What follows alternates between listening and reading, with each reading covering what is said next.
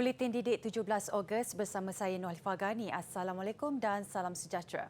Masyarakat berperanan membantu menangani isu buli dalam kalangan pelajar di sekolah dan ia bukan tanggungjawab pihak sekolah semata-mata.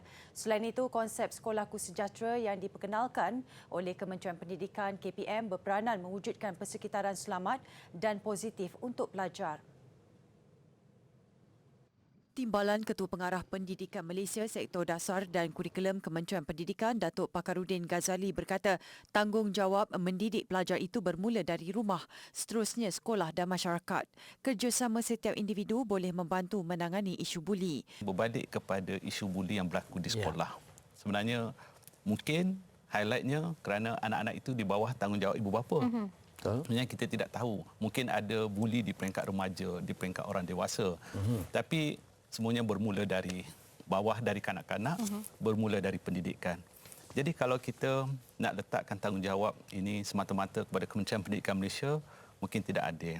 Sebab dalam pembentukan seseorang individu, insan itu mesti bermula dari rumah ke sekolah, masuk ke dalam masyarakat. Jadi biarlah kita bersama-sama, bersatu hati. Sebab tu untuk Sekolahku Sejahtera, kita sepakat dan jadikannya selamat. Perkara itu dinyatakan melalui program Bual Bicara Wanita hari ini di TV3 tengah hari tadi. Selain itu, pemerkasaan pentaksiran berasaskan sekolah PBS bertujuan menilai aspek intelek, emosi, rohani, jasmani dan sosial pelajar. Kita nak lihat potensi anak kita ni dari pelbagai sudut. Kita bawa ke sekolah, jangan melihat semata-mata dari sudut akademik. Sebab ada pelajar memang dia tidak hebat akademik, tapi dia hebat sukan, co-curriculum. Dia ada potensi yang berbeza. Betul. Dia boleh menari, menyanyi. Jadi dengan pentaksiran berasakan sekolah ni, kita raikan apa yang dia mampu buat, potensi itu. Jadi dia ada satu nilai diri, dia ada satu keyakinan. Jadi di situ dia tak akan terjebak, dia tak akan pergi cari kekuatan di tempat lain. Sebab dia tahu di sekolah dia diraikan oleh cikgu-cikgu, oleh rakan-rakan bahawa dia ada keupayaan tinggi. Jelasnya lagi, usaha terbabit akan membentuk jati diri dan nilai diri pelajar. Sebagai usaha mewujudkan persekitaran selamat di sekolah, KPM akan melancarkan program Sekolahku Sejahtera Sepakat dan Selamat. Program dengan kerjasama polis Diraja Malaysia dan Kementerian Dalam Negeri itu akan dilancarkan esok oleh Menteri Kanan Pendidikan Datuk Dr. Razi Jidin dan Menteri Dalam Negeri Datuk Seri Hamzah Zainuddin. Menteri Kanan Pendidikan Datuk Dr. Razi Jidin sempat menyertai sesi sembang santai ketika berada di Kudat Sabah kemarin. Sesi tersebut bersempena program pembudayaan Sekolahku Sejahtera. Program dianjurkan pelajar Institut Pendidikan Guru IPG, Kampus Ken dan Kampus Gaya di Kampung Landung Ayang. Menerusi perkongsian di Facebook, Datuk Dr. Razi berkata beliau berpeluang menjelaskan beberapa pendekatan dalam transformasi pendidikan yang giat dilaksanakan oleh KPM untuk memperkasa lagi sektor pendidikan negara. Majlis turut dihadiri pemimpin masyarakat serta penduduk setempat. Sebaik melangkah ke tingkat 3 bangunan blok D Sekolah Kebangsaan Seri Indra Kangar Perlis, pasti timbul persoalan mengenai papan tanda Seri Indra Mall. Ia kelihatan seperti pusat membeli belah di dalam sekolah itu. Itulah konsep yang cuba diketengahkan pentadbiran sekolah berkenaan untuk mewujudkan suasana selesa, santai dan kondusif kepada murid. Setiap kelas yang antaranya merangkumi makmal komputer, bilik simpanan buku teks, bilik muzik, pusat sumber sekolah ditransformasikan kepada 12 ruangan atau premis seperti dalam pusat beli belah.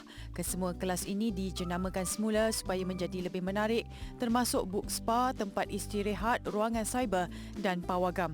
Guru Besar SK Seri Indra Nur Syamila Syahri berkata, Seri Indra Mall diwujudkan tahun lalu untuk menonjolkan keunikan diri murid yang tidak hanya tertumpu kepada akademik tetapi juga bidang kemahiran lain. Pihaknya cakna, pembelajaran masa kini tidak sama seperti dahulu. Justru setiap premis dibentuk dengan fungsi tersendiri sekaligus menyediakan murid untuk meneroka kepakaran dan minat mereka.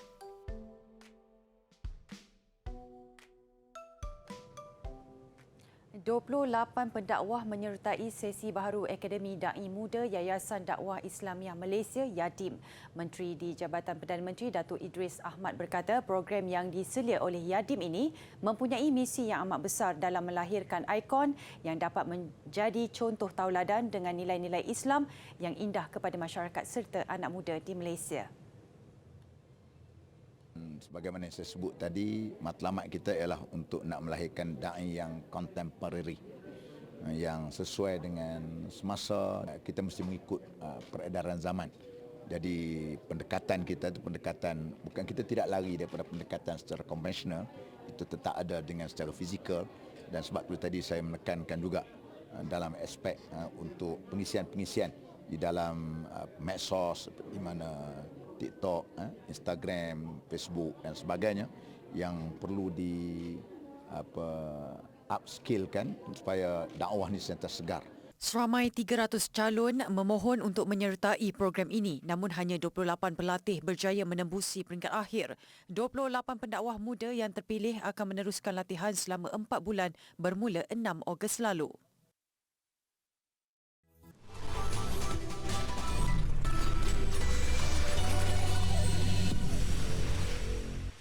12 siswaza anak Pahang lulusan cemerlang IPTA diberi peluang menjalani latihan dengan Esko Pahang selama setahun menerusi program Pahang Talent. Menteri Besar Datuk Seri Wan Rosdi Wan Ismail berkata ia memberi peluang kepada siswaza berbakat itu menimba pengalaman, kemahiran dan pendedahan sebelum diserapkan ke agensi bersesuaian.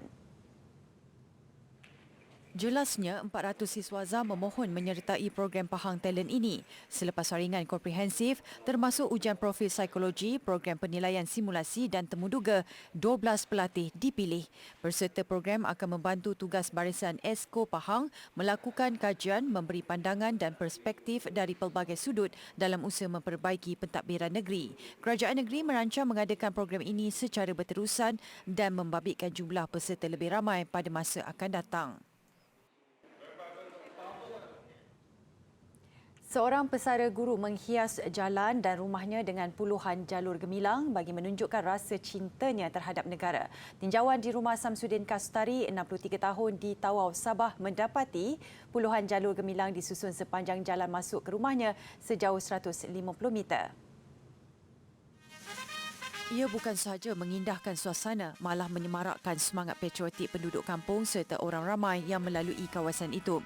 Samsudin berkata memang menjadi rutin untuknya setiap tahun menghias rumah dengan jalur gemilang menjelang Hari Kemerdekaan. Semangat itu timbul sejak bertugas sebagai guru besar di beberapa buah sekolah. Bukan kali pertama. Saya sebenarnya sejak saya pemegang jawatan guru besar dulu mentadbir di mana-mana pun, semangat saya kalau menyambut bulan kemerdekaan ni di rumah tempat saya tinggal di flat pun saya pasang bendera, guru-guru, murid saya galakkan untuk mengibarkan jarum gemilang sebab hari tersebut kita mengingatinya sebagai sejarah lah kepada negara kita. Pada saya secara peribadi pentingnya kemerdekaan ini pada masa sekarang untuk masa depan ialah supaya anak-anak, cucu-cucu kita tu semangat mereka dapat teruskan mengekalkan kemerdekaan itu. Cinta pada negara. Takut kalau tidak nanti mereka lupa daratan, akan berlaku perpecahan, akhirnya tidak bersatu. Samsudin yang turut mendapat galakan daripada isterinya turut mengambil inisiatif mengadakan rumah terbuka menjelang Hari Kemerdekaan. Ia bagi memberi kesedaran kepada generasi muda agar lebih menghargai kemerdekaan yang dikecapi pada masa ini. Ini pula kisah seorang wanita yang sanggup mengeluarkan belanja mencecah RM7,000. Semangat itu ditonjolkan ibu tunggal yang menghias rumah pusakanya berusia 105 tahun di Kampung Pengkalan Batu, Batu Berendam, Melaka.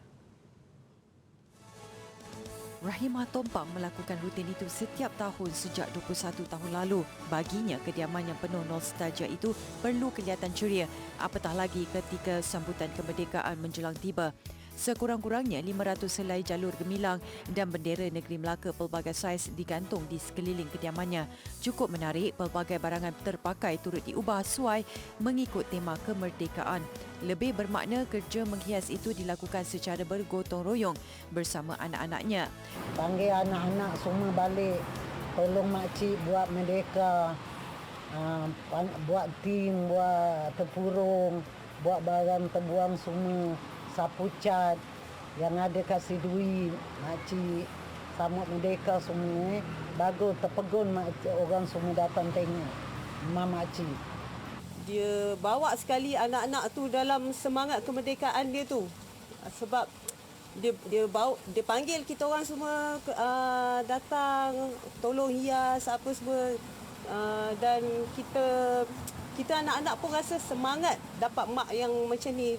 Dia punya kesungguhan dia tu memang kita rasa kagumlah dengan mak saya. Saya bangga dengan mak saya. Jelasnya, apa yang dilakukan itu bertujuan memupuk semangat patriotisme dalam kalangan 14 anak dan 50 cucunya. Ia juga sering menjadi tarikan kepada pelancong dari dalam dan luar negara. Keunikan dan keceriaan kediaman Rahimah itu mendapat pengiktirafan pelbagai pihak, termasuk pernah dianugerahkan Malay Culture Preservation Enthusiast Hero Melaka oleh Kerajaan China pada 2018.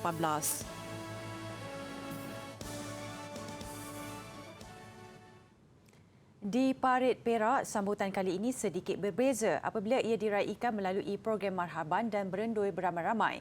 Anjuran Kelab Wanita Kasih Perak Tengah. Selain mengangkat kembali tradisi masyarakat Melayu, program yang melibatkan 12 bayi itu turut dijadikan media menyemarakkan lagi semangat kemerdekaan dalam kalangan generasi muda. Majlis ini adalah untuk menghidupkan dan menyemarakkan budaya berendoi ini. Dan kita tahu saban hari budaya berendoi ini ditinggalkan kan. Lepas tu ia juga dapat mengeratkan lagi silaturahim antara keluarga ibu bapa yang ada pada hari ini. Lebih menarik, ibu bapa yang terlibat hanya perlu membawa bayi mereka kerana segala kelengkapan seperti buaian dan dekorasi lain telah disediakan penganjur. Bagi peserta, program seumpama itu cukup dialu-alukan kerana dapat mengumpulkan ibu yang baru bersalin selain mengimbau nostalgia. Bezanya kalau buat dekat macam ni lagi meriah lah. Lagi ramai orang yang tak kenal pun boleh kenal. Jaranglah orang dah buat dah. Kan, kalau buat pun macam dia buat macam pelamin, macam moden. Dia tak ada buat macam zaman sekarang. Tak ada tradisional macam pelamin kahwin kan. Tak ada macam dulu, macam melalui buluh, daripada kain. Nak rasa kemeriahan kat sini lah. Ramai orang join kan. Pertama ni anak first. Tak pernah lah orang buat ramai macam ni join kan. Pengalaman baru.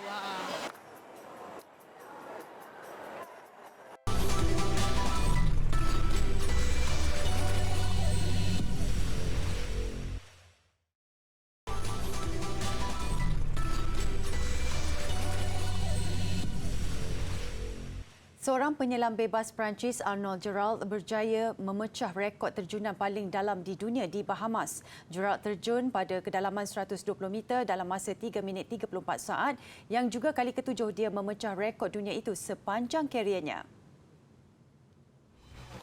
Gerald, 26 tahun, bersama 41 atlet lain menyertai pertandingan tahunan Vertical Blue dari 1 hingga 11 Ogos lalu. Pada hari pertama, dia memecah rekod dengan terjunan sedalam 117 meter sebelum mencipta satu lagi rekod dunia baharu pada hari keempat dengan catatan 119 meter. Seterusnya, pada hari ke-6, Gerald pecah rekod lagi dengan terjunan sedalam 120 meter pula.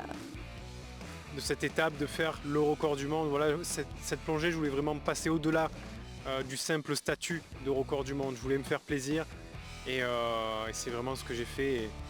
Et voilà, je pense que c'est aussi un travail d'équipe. On ne voit pas le travail qu'il y a derrière chaque athlète, mais merci à mon équipe et à tous ceux qui me supportent toute l'année.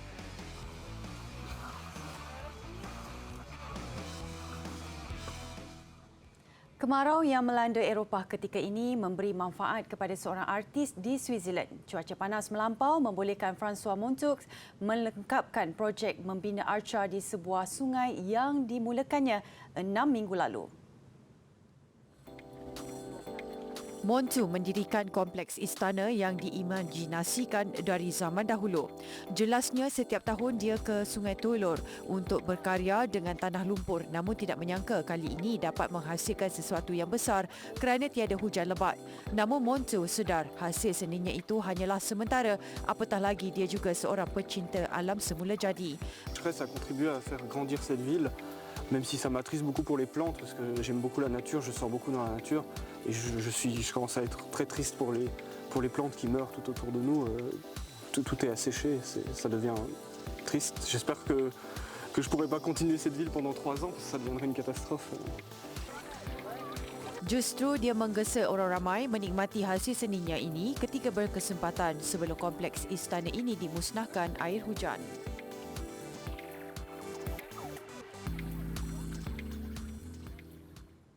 Apa perasaan anda jika ikan paus tiba-tiba muncul di sebelah ketika sedang mendayung di laut? Itulah yang dialami 2 pendayung di Argentina yang sempat melihat kelibat ikan paus yang timbul bersebelahan mereka. 2 lelaki terbabit sedang mendayung di pantai peranginan Monte Hermoso ketika sekumpulan ikan paus berenang bersebelahan mereka. Valentin Villalba dan Diego Schultz memberitahu media tempatan mereka dikelilingi 12 ekor ikan paus selama kira-kira sejam. Mereka mengakui tidak berasa takut, sebaliknya teruja dengan pengalaman luar biasa itu. Malah menerusi rakaman video, salah seorang daripada mereka dilihat cuba menyentuh haiwan mamalia berkenaan. Esto se trata. No, es tremendo.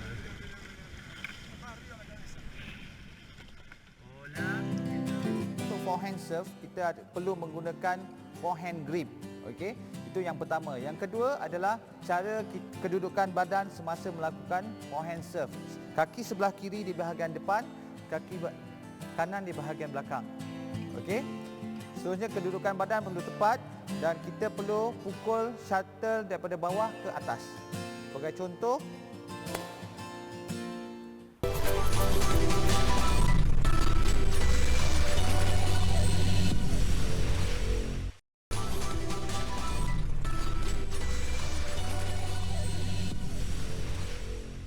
Sukan gandingan pemain remaja negara Anis Hanani Romzi dan Adania Muhammad Rizwan menang pingat perak di kejohanan bowling remaja Asia ke-21 semalam. Pencapaian itu diraih menerusi acara berpasangan wanita pada kejohanan yang berlangsung di Bangkok, Thailand. Pada saingan di Blue All Rhythm and Bowl, Major Ratchayotin Anis Hanani dan Adania memberi tentangan sengit kepada pasangan dari Singapura Sherlyn Wong Zulin dan Lim She-eun. Gandingan Republik itu menafikan kemenangan pasangan negara selepas mencatat 2,466 jatuhan pin untuk meraih pingat emas. Anis Hanani dan Adania membuat 2,424 jatuhan pin keseluruhan. Pingat gangsa pula diraih gandingan Taiwan Huang Xin-chen dan Tsai Zu-han yang melakukan 2,343 jatuhan pin.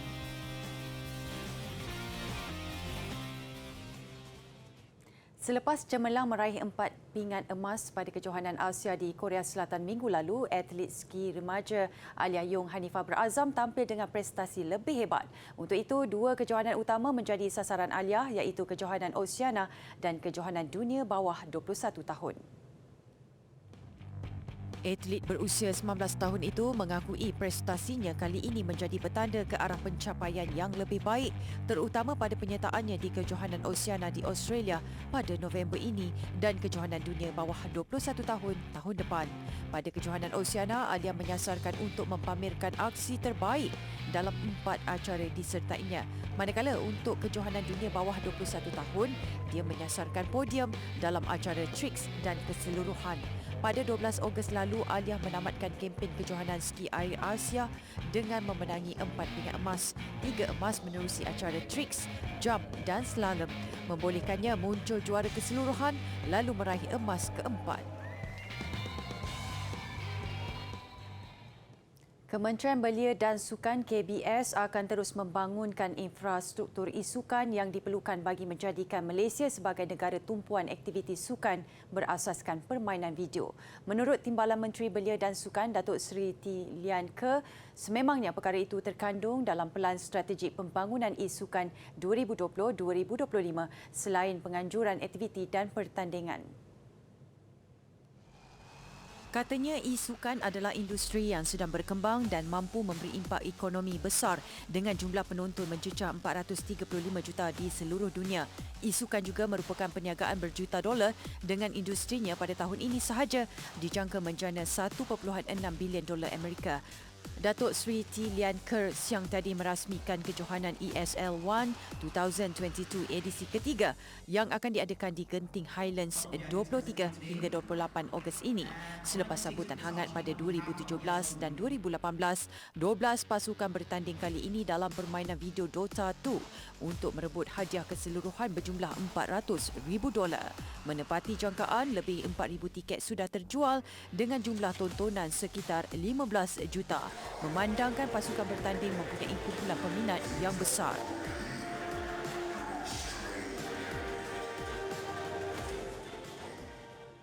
Ini pula perkembangan pasukan dodgeball negara selepas menjalani persiapan intensif skuad kebangsaan, kini bersedia untuk bersaing pada kejuaraan dunia yang berlangsung di Kanada 28 Ogos hingga 4 September ini.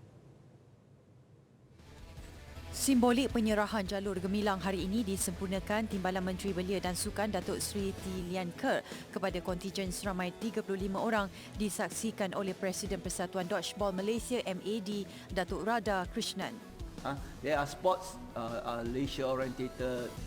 There are sportsmen who are willing to participate. They come out like in dalam dodgeball. I was told they come out with their own expenses, etc. And they tak mau minta daripada KBS. So inilah sukan, inilah sports for all. Some from the old and some from new. Because dah 3 tahun. So some of the players dah retired. So kita kena masukkan player baru. Di Edmonton, skuad lelaki dan wanita negara yang sudah 2 kali bergelar juara dunia akan bertanding dalam 3 acara iaitu lelaki, wanita dan kategori baharu campuran dengan Amerika Syarikat dan tuan rumah Kanada pencabar utama. For guys, we have to be more patient. Try to